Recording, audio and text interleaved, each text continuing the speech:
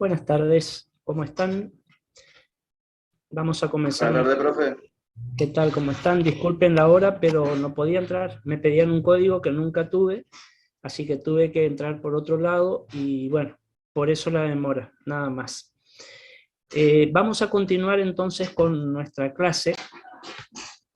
Yo hoy voy a tener que retirarme de la clase un poco antes porque tengo un turno con mi oftalmóloga que me tengo que hacer unos estudios y bueno, la vi el viernes y sí o sí tenía que ser hoy porque hice una preparación para unos estudios que me tiene que hacer y por eso vamos a tener que terminar una media hora antes más o menos.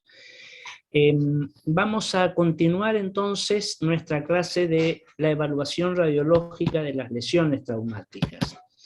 Les quiero comentar un poco esto que está acá ahora. Nosotros habíamos dicho que en general asociamos el término o el ejemplo, digamos, más acabado de lesión traumática con la fractura. Ya habíamos hablado en qué consistía la fractura, qué tipos de fractura había, de qué manera podíamos encontrar un hueso fracturado, etcétera, etcétera.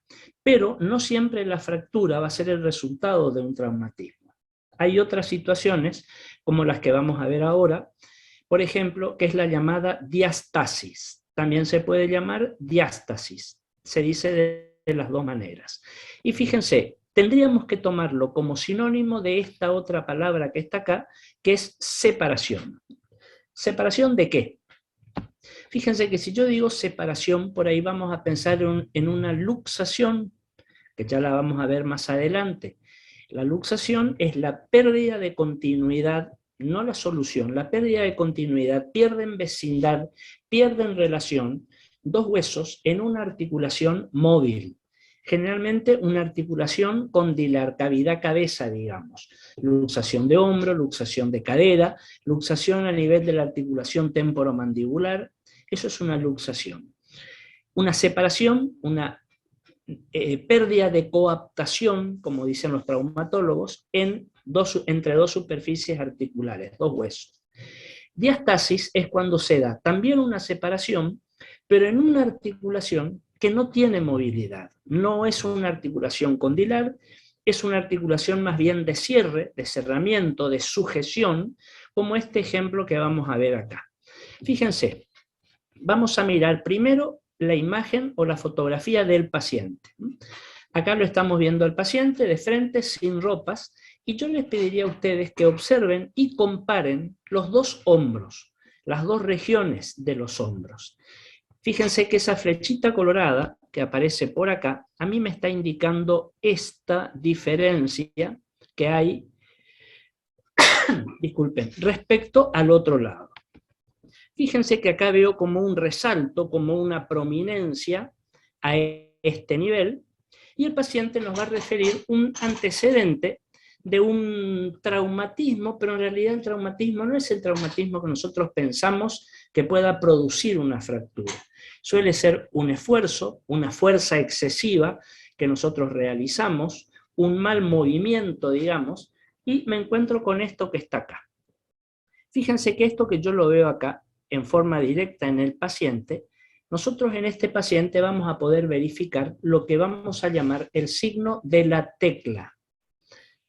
¿Por qué de la tecla? Porque si yo coloco mi dedo donde está esta flechita colorada sobre este promontorio y presiono un poco, en relación al dolor que pueda tener el paciente, por supuesto, esto se va a hundir, se va a deprimir, pero cuando yo saco el dedo, esa depresión que nosotros hicimos vuelve a su lugar otra vez y vuelve a convertirse en esto que está acá.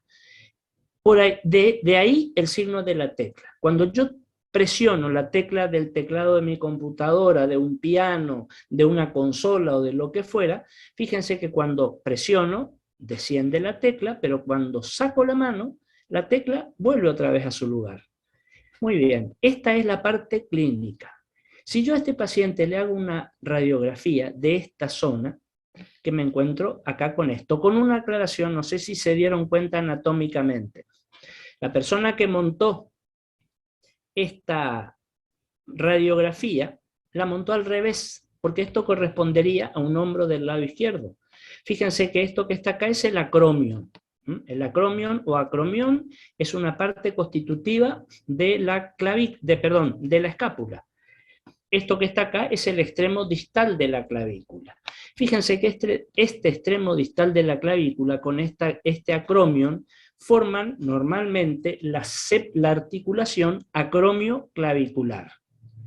Cuando yo hago esta radiografía me encuentro, como dice acá, con esta separación a nivel acromio-clavicular. Esta es una diastasis acromio-clavicular, es decir, entre dos huesos que naturalmente no tienen movilidad. Son articulaciones también llamadas pasivas, no tienen actividad, no son activas. Y son más bien articulaciones de cerramiento o de sujeción. ¿De acuerdo? ¿Dónde más podemos tener ejemplos de diastasis? Esta es una, la diastasis acromio-clavicular. También podemos tener diastasis a nivel de las dos ramas del pubis. En la cintura pelviana, recuerden que habíamos dicho en la parte inferior, donde se relacionan, se articulan las dos ramas pubianas, en una articulación de tipo sinfisiaria, sínfisis del pubis, que es una articulación sin movilidad, de cerramiento. ¿Cuándo? ¿En qué momento se va a producir una diastasis pubiana? O diastasis púbica, como también se llama. Un momento fisiológico en la mujer que va a parir o la mujer que recién parió. ¿Por qué razón? Porque en esa mujer vamos a ver que para el mecanismo del parto hay una ligera relajación entre las dos ramas pubianas. Podemos decir que hay una pequeña separación para favorecer el parto, el mecanismo del parto. Entonces, esa mujer que está ya por parir o en el puerperio inmediato, recuerden que el puerperio son los 40 o 45 días transcurridos inmediatamente después del parto, vamos a encontrar una ligera separación. Esa es una diastasis pubiana. En esa situación normal, digamos, fisiológica, podemos decir, por el tema del parto. Al cabo de un tiempo, eso vuelve otra vez a su lugar habitual. ¿Dónde más vamos a tener diastasis? En la situación de dos huesos largos paralelos que por alguna razón traumática tengan una pequeña separación entre los dos. Dos ejemplos, la diastasis radiocubital, la diastasis tibio-peronea en la pierna. Son movimientos que separan dos huesos que normalmente entre sí no tienen movilidad.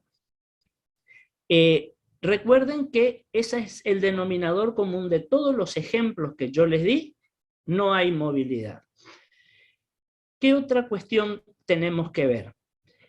¿Alguna pregunta que me quieran hacer? ¿Algo que no está claro? ¿Algo que... Profe, en la diástasis, ahí cuando nosotros lo examinamos al paciente no va a poder directamente mover el hombro, en No, cambio en la no, no, luxación no. sí puede o no. Depende de qué tipo de luxación y de qué grado de luxación. Habitualmente en ambos casos hay las dos situaciones que habíamos visto, dolor e impotencia funcional.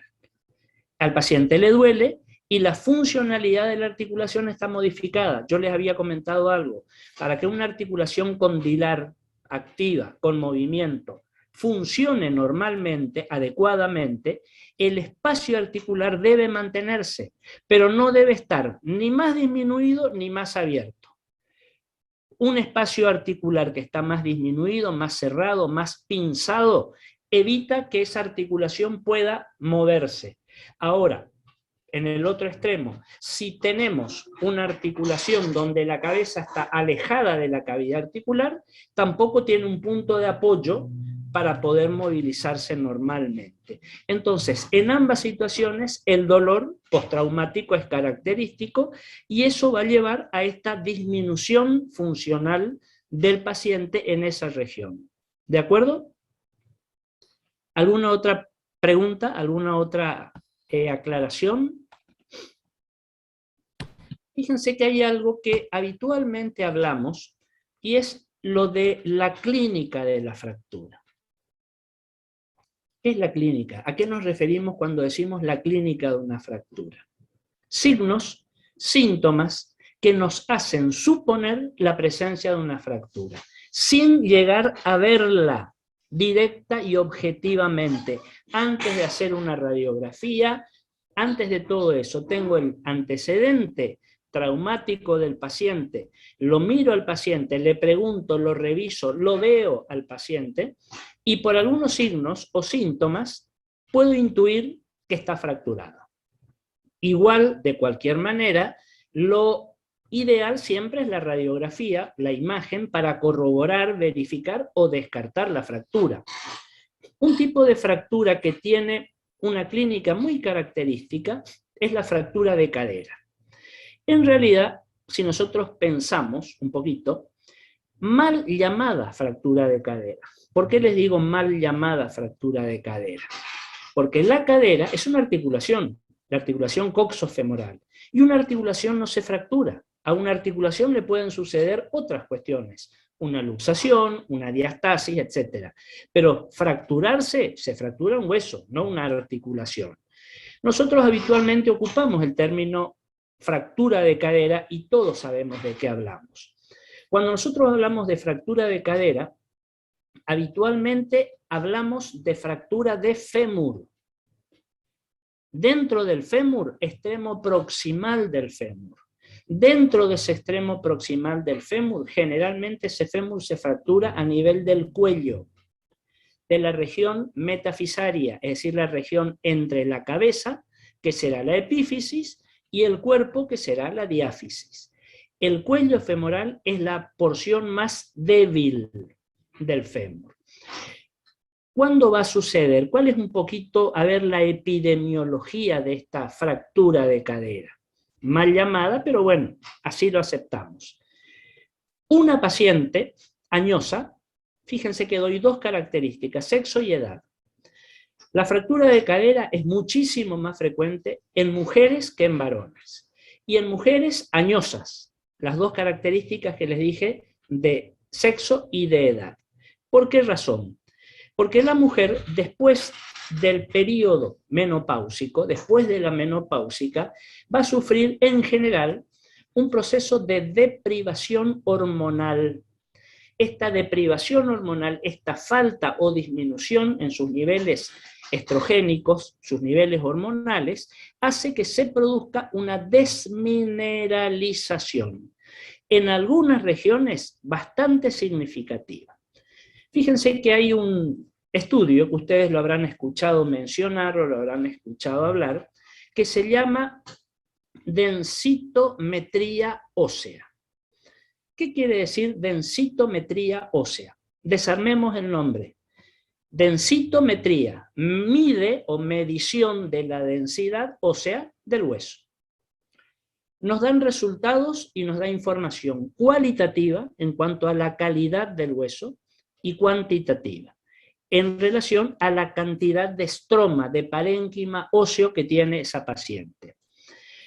Yo les diría que es un clásico que la zona donde mayor desmineralización nos va a marcar la densitometría ósea va a ser a nivel de la cintura pelviana. Dentro de esa cintura pelviana, a nivel de las caderas, de las regiones coxofemorales, derecha o izquierda, o en las dos. Y dentro de esa región, el fémur. Y dentro del fémur, el cuello femoral. Suelen ser las zonas más afectadas por este proceso de osteopenia o de disminución de la calidad y de la cantidad de hueso. Es un estudio que en realidad se hace como preventivo. Está perfecto. ¿Por qué razón? Porque de esa manera podemos evaluar la calidad y la cantidad de hueso y de la misma manera podemos llegar a, agrando un poquito ahí, podemos llegar a prevenir una fractura con tratamientos con drogas o con elementos que sean mineralizadores, que aumenten la masa ósea, etcétera, etcétera. Les decía la incidencia en relación al sexo. De cada 10 pacientes, en general, 10 pacientes que tienen una fractura de cadera, 8 son mujeres, 2 son varones. Las estadísticas más generosas digamos, hablan de 7 mujeres por cada 3 varones. Sea un número o el otro, fíjense que la diferencia es muy notoria. ¿Cuál es el problema de la fractura de cadera? Fíjense que es una fractura, y eso lo hablarán ustedes seguramente mucho mejor en traumatología, que va a tener una solución quirúrgica. Hay que hacer un reemplazo de cadera. Ese hueso que se fracturó se saca y se coloca una prótesis. Hay diferentes tratamientos, como les dije, lo verán en traumato. El problema es que suelen aparecer una serie de epifenómenos en relación a esta situación de la fractura de cadera que pueden poner seriamente en riesgo la vida de la paciente. Y en algunos casos, para algunas pacientes, va a ser el principio del fin. Van a haber complicaciones renales, respiratorias, neurológicas. Algo muy común es que la paciente empieza a perderse en tiempo y espacio, y vamos a ver, si nosotros vamos a la clínica, en este caso, fíjense, rompiendo un poco la regla, vamos a tener el caso de un paciente varón. La característica epidemiológica, digamos, o como antecedente, es que no hace falta ni se va a registrar un gran traumatismo. Es un traumatismo, yo les diría, prácticamente leve. Es la paciente que se tropieza cuando se levanta a caminar, se tropieza al bajar o subir un escalón en el cordón de la vereda, a la mañana cuando se levanta, se sienta al borde de la cama y se va a levantar, un poco de golpe, hace una ligera hipotensión ortostática, se cae, y esa caída al lado de la cama le puede representar una fractura de cadera. Fíjense que son situaciones o son motivos que a lo mejor si cualquiera de nosotros lo sufre, no nos pasa nada. Si me caigo al tropezarme y bajar el cordón de la vereda, bueno, me levantaré y trataré de seguir caminando, tratando de mirar que no me hayan visto, porque esas situaciones un poco ridículas es como que nos incomodan, ¿verdad? Pero a esta paciente, o a este paciente en este caso, le puede significar una fractura, que va a tener una clínica muy característica. Por ejemplo, fíjense la posición de ambos miembros inferiores. De la línea media, el miembro fracturado va a aparecer generalmente un poco más separado, con un aspecto o una sensación de como que está un poco más acortado, porque fíjense que el miembro presenta una semiflexión, una ligera flexión. Y otra cuestión, fíjense por favor la posición del pie, que ahí nos marca la flecha colorada. El pie está con los dedos desviados hacia afuera. Eso se llama en general, lo van a encontrar como posición impúdica, porque tiene como las piernas separadas. Y una característica más en cuanto a los síntomas. Si esta paciente o este paciente no se mueve, la fractura no duele. Ahora, al menor movimiento, el dolor puede llegar a ser sumamente intenso. Hay que tener mucho cuidado cuando se moviliza, cuando se la cambia, cuando se le coloca, por ejemplo, la chata para sus necesidades, porque ni pensar en levantarse, obviamente, cuando se le va a hacer la radiografía, etcétera, etcétera.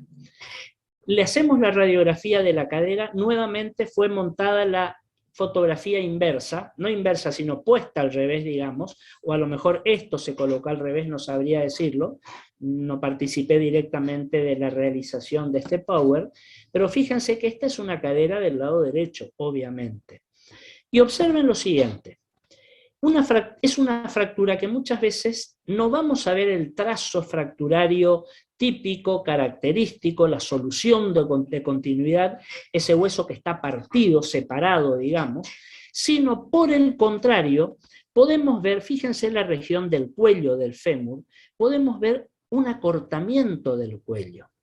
¿Por qué? Porque el cuello se puede romper y se puede impactar, digamos, los dos pedazos o los dos cabos del cuello se impactan, es como que entran uno dentro del otro, por lo tanto va a producir un acortamiento en la longitud del cuello del fémur, que ya va a ser un signo de fractura. Fíjense la base sobre la que se está asentando esta fractura. Fíjense que es un hueso que yo les diría, nos llama la atención por su radiolucidez, por su osteopenia, por su osteoporosis, si ustedes quieren. Y otra cuestión, fíjense esto que aparece por acá, esto que está acá. Esta imagen que ustedes tienen acá es el trocánter menor que se ha desprendido. Acá tenemos el trocánter mayor, que está más arriba y hacia afuera, y el trocánter menor que está un poco más abajo y hacia el lado interno. Bueno, se desprendió.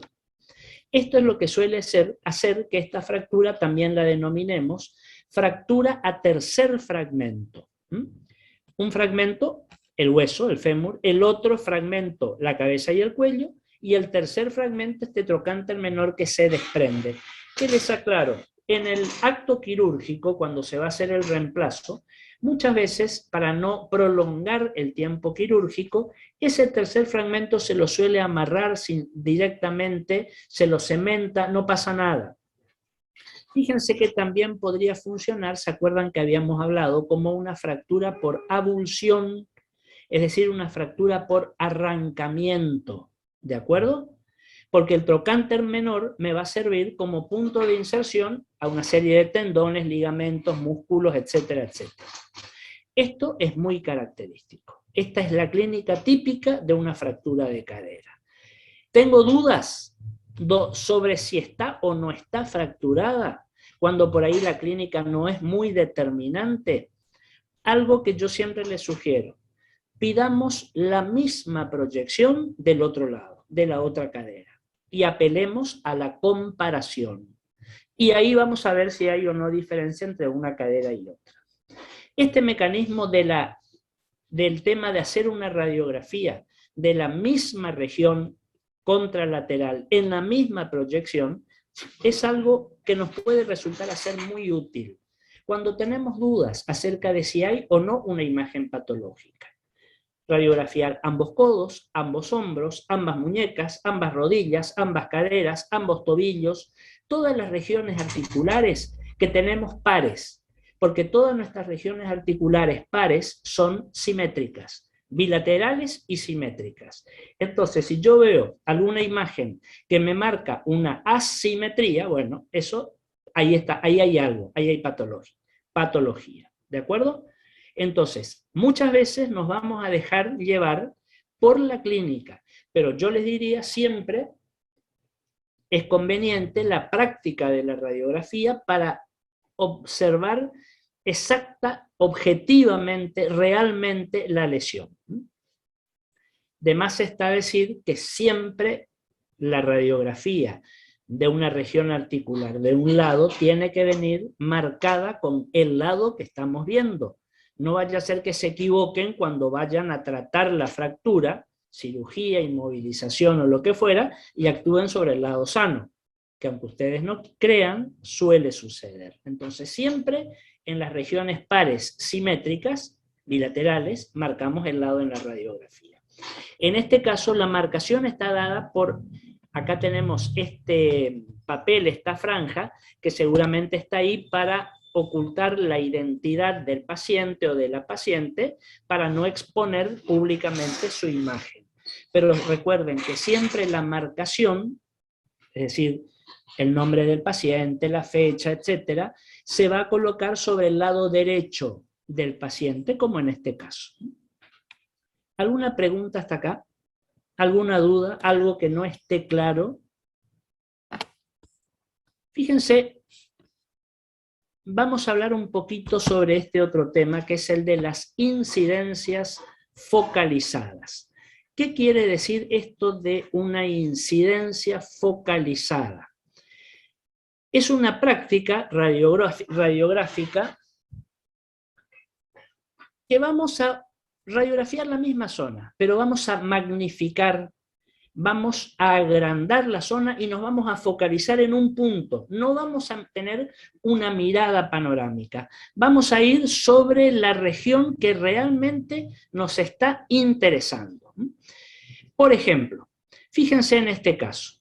Vamos a ver la placa de la izquierda, el tórax, es decir, toda esa imagen general, esa imagen panorámica del tórax que estamos viendo ahí. Nosotros estamos obteniendo una radiografía de tórax de frente. En eso estamos de acuerdo. En un paciente, yo les comento, que ha tenido un traumatismo de tórax. El traumatismo de tórax suele traer como consecuencia la fractura o las fracturas de varias costillas. ¿Por qué razón?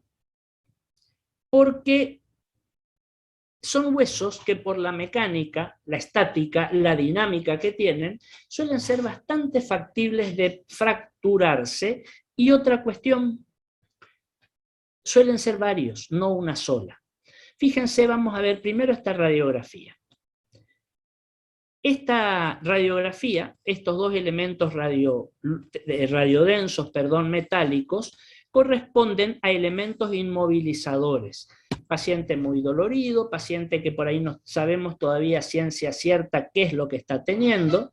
Y fíjense que si yo miro esta radiografía, no miremos todavía la focalizada de al lado, yo les diría que lo que me llama a mí la atención de esto que tengo acá es la diferencia entre densidades del hemitórax derecho con el hemitórax izquierdo, obviamente. Pienso que compartirán esta idea. El hemitórax izquierdo, con su densidad normal, conservada, radiolúcido, el aire pulmonar, pero fíjense que este otro está denso. Pero este paciente no tiene una neumonía, no tiene una patología infecciosa que hace un tiempo que se está constituyendo, no. Esto puede ser casi inmediatamente después del traumatismo. Y está, como les decía, la posibilidad de que tenemos que pensar que se haya fracturado una o varias costillas.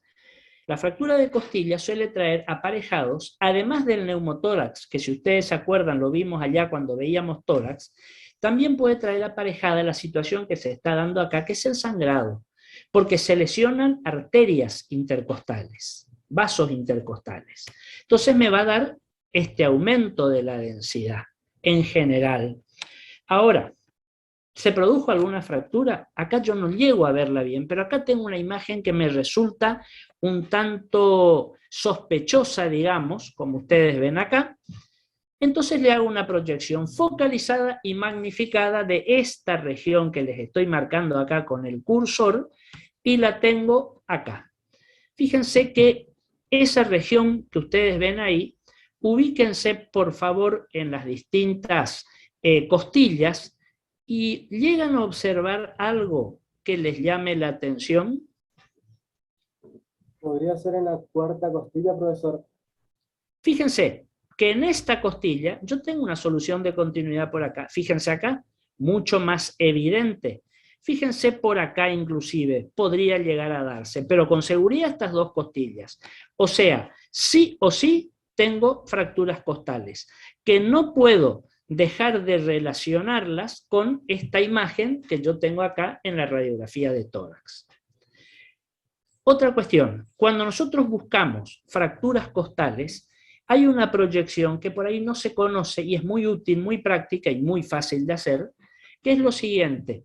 En lugar de hablar o de pedir una radiografía de tórax, se debe pedir o se podría pedir una radiografía, como se denomina, de parrilla costal. Eso significa que vamos a focalizar nuestra atención y los valores de la técnica para ver la parrilla costal, para ver las costillas. Por ahí no vamos a tener una gran imagen ni del contenido ni del mediastino, pero vamos a focalizarnos en las costillas. Y generalmente no son proyecciones de frente, sino son proyecciones ligeramente lateralizadas, donde el paciente apoya sobre el chasis la región costal donde él nos dice que le duele, o que tuvo el traumatismo, por supuesto, que tiene el dolor posterior al traumatismo. Eso nos suele modificar y nos suele favorecer la visualización o no de la fractura. ¿Por qué razón? Porque vamos a focalizarnos sobre esa costilla, que en este caso yo estoy viendo la convexidad. Si yo la lo oblicuo al paciente, ese arco costal lo voy a ver más desplegado. Entonces, nos puede favorecer. ¿Qué otra cuestión? Fíjense ahora, vamos a ver, siempre dentro de las incidencias focalizadas, vamos a ver esta otra imagen. ¿Qué estamos viendo acá? Fíjense lo siguiente. Una radiografía de muñeca. La muñeca, acuérdense, habíamos comentado, se radiografía, y la mano también, en pronación. Es como que nosotros a este paciente le hicimos pronar la mano y estamos mirando desde arriba esa muñeca. Por lo tanto, podemos hablar de una muñeca del lado derecho en proyección de frente. Además, estamos viendo la extremidad distal de los dos huesos del antebrazo, es decir, del radio y del cúbito, y estamos viendo prácticamente los 5 metacarpianos, es decir, la región del metacarpo. Y observen lo siguiente, yo les doy unos minutos, unos instantes, y por favor quisiera que miren esta radiografía. Olvídense de esta porque este es otro paciente y otro caso, ¿eh? Vamos a ver esta radiografía. Miren esa radiografía, pero miren cómo. Yo les diría detalladamente, hueso por hueso, huesito por huesito. Hagan ese ejercicio, por favor. Miren todos los huesitos de esa radiografía de este paciente que tuvo un traumatismo. Tenemos en una pequeña región una cantidad de huesos, porque fíjense, tenemos los 8 del carpo, más los 2 del antebrazo, perdón, son 10, más los 5 metacarpianos. En esta pequeña región tenemos 15 piezas óseas distintas. Eso hace que nosotros podamos realizar con la mano todos los movimientos, y la muñeca, por supuesto, que realizamos. Les hago una pregunta. ¿Ven alguna imagen que les resulte diferente, sospechosa, patológica, en fin? Analizando todos los huesos que yo les digo. En quinto metacarpo, profesor. ¿Cómo? Muy bien. ¿El quinto? El quinto metacarpo, en la base del quinto metacarpo hay una cosa, hay una fisura, perdón, una fractura. Acá. Sí. Recuerden algo, el quinto metacarpiano, porque metacarpo hay uno solo, metacarpo es toda la región. Cada uno de los huesitos se llaman metacarpiano, por lo tanto, hablamos del quinto metacarpiano. Si yo quiero localizar la lesión, tomemos en este caso huesos cortos, que son, digamos, como huesos largos en un pequeño formato, dividámoslos en tercios, en un tercio proximal, en un tercio medio y en un tercio distal. Entonces, si yo tuviera que presentar esta fractura o describir para ver exactamente dónde está, yo les diría que este paciente presenta una fractura del extremo proximal o del tercio proximal del quinto metacarpiano. ¿De acuerdo? Acá tienen el trazo fracturario. Que si yo por ahí no miro en detalle la zona, puedo llegar a no ver la fractura, ¿eh? Les aclaro, eso suele pasar. Esta es la típica fractura del golpe con el canto de la mano o del puñetazo sobre la pared o sobre una mesa o lo que fuera. Fíjense que va a repercutir directamente en la región del quinto metacarpiano. Profe, ¿Sí? lo que aparece entre el tercer y cuarto metacarpiano, entre grande y ganchoso, también no hay una pequeñita fractura, alguna cosa así. No Ahí. la veo. El grande y el ganchoso los tenés acá. Sí, es decir, en medio, ahí de los dos. ¿Acá? No, ahí. Ahí. No, aparentemente no. Es decir, esas son los accidentes anatómicos del hueso. Es muy difícil que se rompan el grande y el ganchoso. Muy difícil. Nosotros acá tenemos el trapecio, el trapezoide, el hueso grande y el hueso ganchoso. El ganchoso tiene una arquitectura anatómica, fíjense después, miren anatomía o googleenlo, es un hueso que tiene una arquitectura muy especial, con ese gancho que tiene, por eso de ahí el nombre de ganchoso. ¿Tienen dudas? ¿Pedimos otras proyecciones? Obviamente, de igual manera, esto va a ir a una inmovilización. Así que si hubiera por ahí alguna otra fracturita perdida que no la llegamos a ver, va a tener la inmovilización, digamos. Fíjense en esta otra radiografía, más localizada, más focalizada todavía, más magnificada, más agrandada. Estamos hablando de la muñeca, pero en este caso de la muñeca del lado izquierdo, mano en pronación, y estamos focalizando nuestra atención sobre este hueso que está acá, que vendría a ser este mismo hueso que está acá lo tenemos del otro lado, que es el escafoides. Yo les había comentado el otro día y les dije lo siguiente: los huesos del carpo en general se comportan como un todo, ¿verdad? Se manejan en forma uniforme, en conjunto, salvo 3 huesitos del carpo que suelen presentarnos lesiones puntuales. Dijimos, hay una especie de mnemotecnia. El escafoide se rompe, el semilunar se luxa y el trapecio se artrosa. El escafoide se rompe, el semilunar, que es este que está acá, se luxa, sale de la fila. Para ello necesitaríamos una radiografía de perfil de la muñeca y vamos a ver el semilunar fuera de la fila.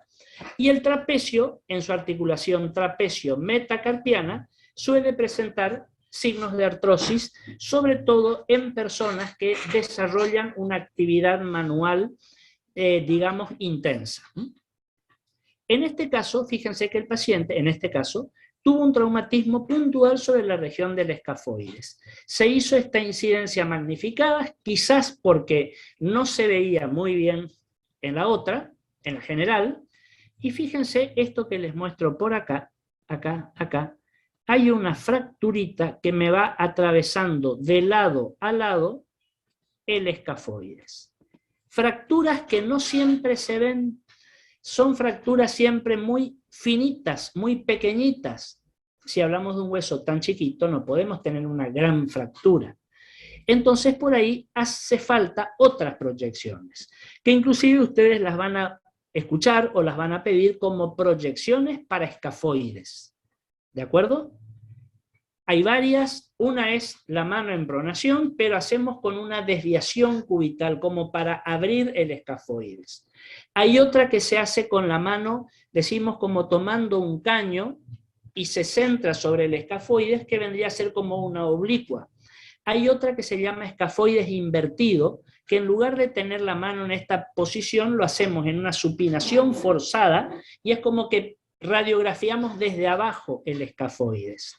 Si con todo eso, y el paciente tiene síntomas y antecedentes, y con todo eso no aparece la fractura, se suele pedir también una tomografía computada de escafoides. En la tomografía computada del escafoides se puede llegar a ver en alguno de los cortes finos, por supuesto, la fractura. Y si no se ve, lo que los traumatólogos en general dicen es: si no se ve la fractura, pero tiene el traumatismo, tiene los antecedentes, tiene la clínica, consideramos como que está fracturado y se trata como una fractura. Muy bien, acá Fernando me puso fractura del boxeador. También, exactamente, todos los huesos de la mano, pero sobre todo los metacarpianos o el carpo, son más pasibles de fracturas en el boxeador, porque es la parte menos protegida por los guantes. Los guantes protegen más los dedos y el extremo distal de los metacarpianos. Muy bien. ¿Alguna pregunta hasta acá? Si no hay preguntas, vamos a hacer unos minutitos nada más de intervalo, de recreo, y continuamos. Si hay algo, por favor, me lo ponen en el chat o abren sus micrófonos y ahora me hacen la pregunta. ¿De acuerdo? Volvemos enseguida, entonces.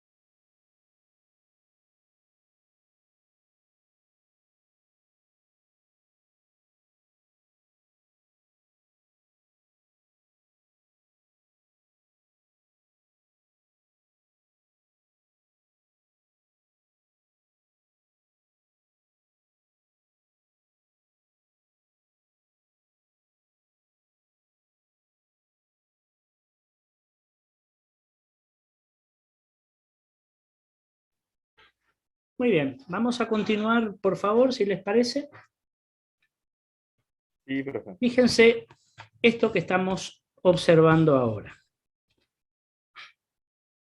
El título de esta imagen es fractura por estrés. ¿Qué quiere decir esto? Les amplío un poquito. ¿Qué es una fractura por estrés?